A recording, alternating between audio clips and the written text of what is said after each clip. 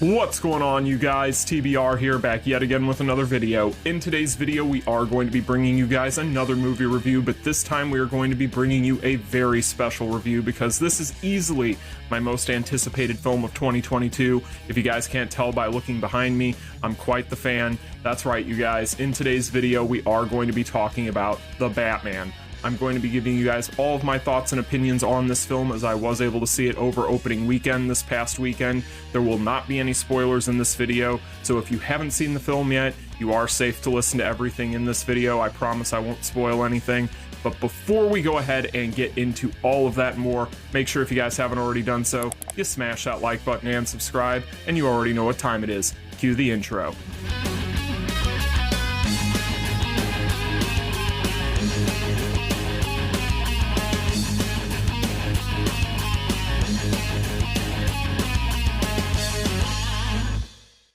Alright, you guys, now before we go ahead and get into the review, like I said in the introduction, this will be a spoiler-free review, so with that being said, let's go ahead and get into it. Now, the first big thing I want to go ahead and make sure that I mention here is, as you guys can probably tell by the giant backdrop of Batman merchandise behind me, I am a giant Batman fan. This is my favorite comic book character, so I just want to make sure I go ahead and preface that so you guys know what kind of a critical eye I had going into this film. Now, anytime a new Batman movie comes out, especially after what I've seen with the Zack Snyder stuff, no, I'm not a fan, get off me. But when it comes to Batman, I am extremely picky when it comes to some of the decisions that are made with this character.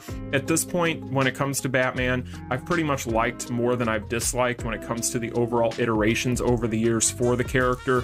But as I've always said to everybody that will listen, Batman is a character that I still did not feel like had ever been given his just desserts when it came to giving him a proper adaptation based on the comic books, primarily because I never felt like Batman was ever in a position to be the world's greatest detective that he truly is, and that is something that Matt Reeves has definitely changed when it comes to his iteration of the Batman. This film, I'm happy to report, is easily the most accurate version of Batman ever depicted on screen, and a lot of that has to do with the brilliant character work of Robert Pattinson. Now, I know that Robert Pattinson, going into the casting of this film, just like with any person that's ever been cast to play the Batman, was definitely a subject of contention within the fan base. Whenever you have a fan base that is as large and as old as Batman's fan base, of course you're always going to have kind of a split opinion when it comes to these types of decisions. But when it comes to Robert Pattinson's overall job in this film, I could not be any more happy with what he brought to the character. He absolutely got it. Every little scene that this character was in, which was a lot considering the fact that this is a very long movie, it is a 3-hour movie, and I would argue that Batman's in about 75% of it. So he definitely had a lot of work to do in this film in order to make sure that he carried it, but I'm very, very happy to say that he more than nailed that job. When it comes to Batman in this film, he definitely flexes his muscles as the world's greatest detective, but it's very important to note that this is a very young Batman who is very early on in his career.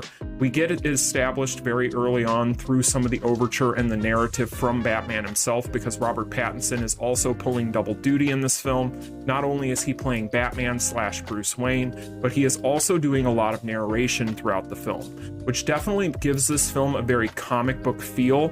If you've never read a Batman comic book, then you may or may not know this, but there is a ton of internal dialogue for Batman typically throughout the comic book history of the character. This is a character that is very much so inside of his own head at all times and constantly thinking and constantly brooding over whatever the mission is at hand, and that's a Batman that we see in this film throughout the 3-hour runtime. Pretty much from the beginning to the end of this movie, we get thrust into a Gotham City that is probably the most comic accurate version of Gotham that we've ever seen, and I would even go as far as to say that Gotham is its own character in this film. when you really get into this movie and you start to see all the things that are going on within the city, you really start to see just what Batman is saying about the crime in Gotham, because never before have we seen Gotham depicted as such a dystopian, just dirty, gross, and crime-riddled city like we do here. But Matt Reeves does an amazing job of pretty much just throwing us into Gotham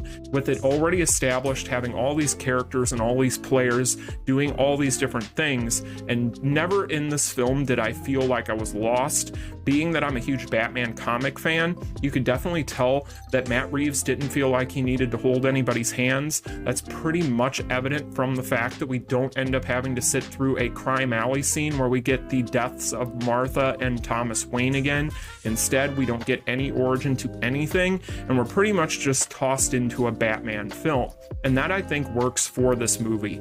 I think if they would have gone into any major exposition or tried to do a bunch of different origin stories, considering the fact that we have so many characters at play at any given time in this movie, it would have overbloated an already very long film, and I'm very glad that they didn't go that direction, and they didn't feel like they needed to hold our hands. They pretty much went into this film with the assumption that everybody pretty much knows where these characters are and where they come from, and they don't really try to explain a lot of that, which I think is a very good and a very smart direction to go. Now, of course, this version and iteration of Batman is the world's greatest detective. He is a pure crime fighter slash detective. So in this film, you are going to see a ton of slow burn. If I had to compare this movie to anything, and you can definitely tell, and yes, I did bring you guys props as examples here, but if you could definitely tell that this film worshipped at the altar of Seven. Now, Seven by David Fincher is a movie that a lot of people have always looked at and gone, man, would it be cool if David Fincher did a Batman movie? Well, if you've ever had that thought in your head, then this is definitely going to be the film that gives you what you want, because Seven is definitely going to be what they were going for as far as the overall tone of the film. However, going throughout the film, you also get some allusions to a film like Zodiac, which is coincidentally another David Fincher movie. So yeah, you can definitely see a theme there. But then also atmospherically, especially thanks to Michael Giacchino's fantastic score. I mean, this movie has a score that will get stuck in your head, which you don't necessarily hear very often, and I think that that is definitely a testament to Michael Giacchino as a talent. The Batman theme itself is so brooding and haunting and bombastic that it will get stuck in your head for days after seeing this movie. Another film, though, that I feel like this movie definitely riffs on a little bit as far as the atmosphere, though, is definitely going to be The Crow. This is a movie that I feel like this movie did try to kind of emulate in certain places, and I think it was definitely to its benefit. So overall, when it comes to the tone and the depiction of Batman here, the two biggest parts that you need to nail to establish a Batman universe, they absolutely knock it out of the park. There is not a single thing that I would have changed about the overall tone of the movie, the overall atmosphere of the movie, or the portrayal of Batman here. Everything in all of those capacities works. Almost everything in this movie works. The character work and the acting in this film is absolutely incredible. Jeffrey Wright's Jim Gordon is absolutely fantastic in this film, especially his dynamic with Bruce / Batman, the way that those two bounce off of each other in almost every scene that they're in together. You get this feeling as if these two have worked together for a long time. They've already got shorthand with each other. Gordon knows kind of where Batman's coming from and what he's doing and why he's doing it. However, the rest of the GCPD hasn't gotten the memo quite yet, so you also have this tug of war as Batman's walking in and out of these crime scenes, because this isn't a Batman that's necessarily just hiding in the shadows. This is very much so a Batman that the GCPD is aware of and is reluctantly working with, thanks to the intermediaryship of a character like Jim Gordon, who's pretty much bringing him into these crime scenes that the Riddler is leaving throughout the film and helping him along and showing him what is happening so that he can do his job, even if the rest of the GCPD look at him like he's a complete crazy person. So you get this awesome dynamic pretty much from the beginning with this amazing opening. The opening of this film evokes ideas and memories of the animated series for Batman. This is something that I caught right off the bat, just with the atmosphere and all the different criminals running around looking down dark alleys and wondering, oh shit, is Batman there? And that is something that you get from the very beginning. You get this idea and the sense of dread from the crime and the people that are perpetrating it throughout Gotham, that there is a threat out there, and that if they go down that dark alley, there could be somebody waiting for them. And I think that that's a very smart decision to make from a creative standpoint with this movie, especially if you're trying to establish just how much or how little of an impact the Batman has had in the short 2-year career that he has had thus far in this universe, especially considering the fact that that is an ongoing theme throughout the movie of Batman questioning whether or not he is really going to have any impact whatsoever, positive or negative, to Gotham as a whole. Now, of course, Batman and Gordon are not the only characters in this film. We have Catwoman, played by Zoe Kravitz, who, in my opinion, absolutely nails the character as well. I feel like while she may not hit the highs of Michelle Pfeiffer for me, she is still going to be easily the best iteration of Catwoman that we have had on screen since Michelle Pfeiffer, and probably going to be the most comic accurate version of Catwoman as well. If I had to compare her overall character work here to any of the books, I would definitely say, and again, I have props for you guys, I would definitely say that this movie owes a lot to things such as Long Halloween, especially for Catwoman. However, there are definite story beats that are also taken from Long Halloween throughout this film, but other stories that I feel like they definitely referenced with their iteration of Catwoman here are definitely going to be such as from a books like When in Rome. I feel like When in Rome is another really good starting point if you wanted to kind of go in and start reading some of these books to kind of get an idea of where they got the inspiration for this iteration of Catwoman. I think that her personality is very much so kind of an amalgamation of those two books, as well as Year One when it comes to her overall character design and the way she's kind of portrayed. I feel like those are kind of what they were going for here, and Zoe Kravitz does an amazing job. She is a very battle-hardened Catwoman, but at the same time has a vulnerability, specifically as it pertains to Batman, as she's going through this film with her own side plot that eventually ends up tying into the main overall story that the Riddler is telling us through his different murders and his different cases that he's putting Batman on. So I definitely feel like this is a dynamic that worked. As far as the overall romantic relationship between Batman and Catwoman, which is always going to be inherent whenever you have those two characters on screen together, there is definitely that push and that pull between the two of them, that will they, won't they, that kind of plays itself out throughout the film. Now, of course, when it comes to Batman, he is a bit of a depressive, obsessive human being, so he definitely, while picking up on it, doesn't necessarily act on it so much throughout the film. And even when there are those tender moments, it seems like Batman is more so just concerned about the mission at hand and saving people than he is about any sort of romantic relationship. But I think that that is definitely something that works in the movie as well, and doesn't feel like it's necessarily forced into the movie at all whatsoever. Now, when it comes to other characters, we got to talk about the Riddler, because we have Paul Dano's Riddler here, and if you are a fan of Paul Dano, if you know who Paul Dano is, then you would know that Paul Dano is an absolutely insane SOB when it comes to the way he portrays some of these characters when he's on screen. However, I'm happy to say here with the Riddler, he does another fantastic job of doing just that. Now, this version of Riddler has less in common with Edward Nygma proper from the comics, and more in common with Jigsaw from the Saw films, in my opinion. More like a Zodiac killer than he is the Riddler. This is a very methodical, very violent, very angry Riddler, but also a very classic Riddler in some ways as well. There are scenes in this movie with Paul Dano as Edward Nashton as the Riddler where he is really just kind of that zany, kind of creepy, unhinged, but also more classic Riddler that we've all come to know and love from the comics. So there's definitely allusions to a lot of different things with his performance, and I think that's a credit to the actor involved, because a lesser actor probably wouldn't have been able to layer in as much as he was with this character. However, he does an amazing job. My only complaint is I wish I would have seen more of him in the film. Now, another character we need to talk about is going to be Colin Farrell's Penguin. The Penguin in this film is the best Penguin, in my opinion, we've ever gotten. The Oswald Cobblepot that we get here is definitely going to be, again, the most comic accurate depiction of the Penguin we've ever gotten.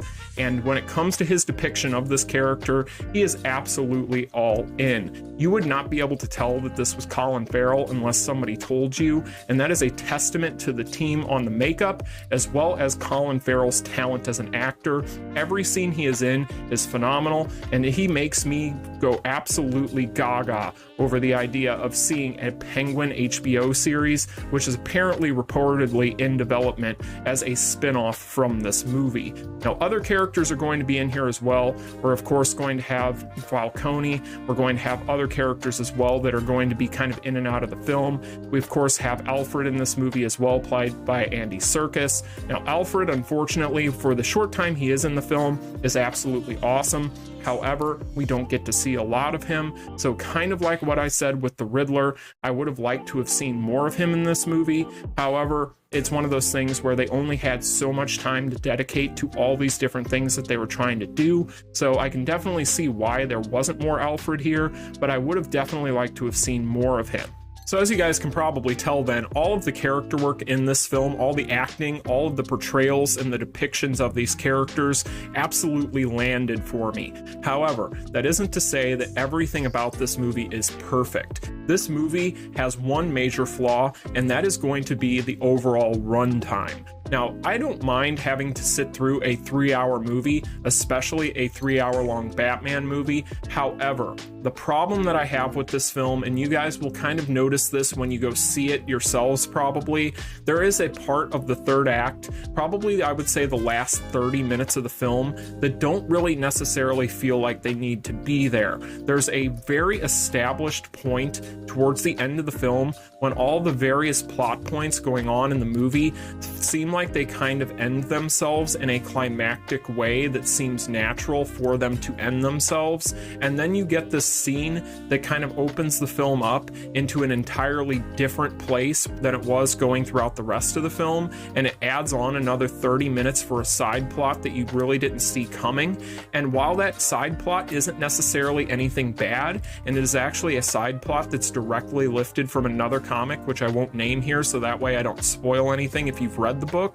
However, I don't think it needed to be there, and nothing in that last 30 minutes felt like it was really all that important. It felt like that last 30 minutes really just was there so that they had like this big comic booky thing at the end as a action send-off for the film, which, while is okay, it didn't really feel like it needed to be there because the rest of the film was trying so hard to be this gritty, hard-nosed crime neo-noir that it really didn't feel like it needed to have that last 30 minutes or that big comic booky send-off, because there's a definite juxtaposition when it comes to the rest of the film versus that last 30 minutes, whereas the rest of the film felt like it was, again, a really down-to-earth, gritty crime thriller. This part just felt like a basic cape movie, and I really didn't feel like it needed to be there.